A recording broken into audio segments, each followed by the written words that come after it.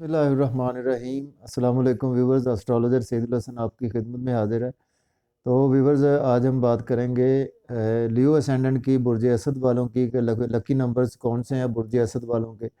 तो बुर्ज असद के देखें जो लकी नंबर्स हैं उनमें 1 है, 2 है, 3 है, 9 है और इसके अलावा 21 है। यानी 21 यानी 2+1 = 3।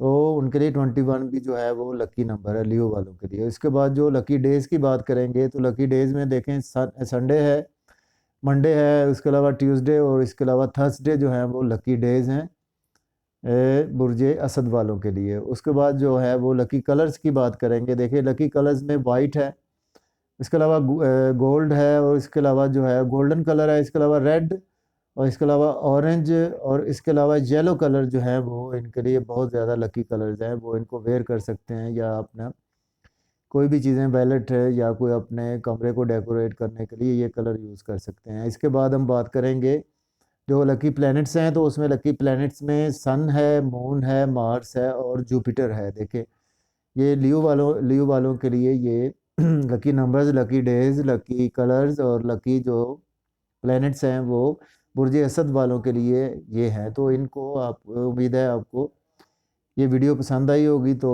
वीडियो को लाइक करें, शेयर करें, चैनल को सब्सक्राइब करें। तो इजाज़त दीजिए व्यूअर्स, अपना ख्याल रखिएगा। अल्लाह हाफ़िज़।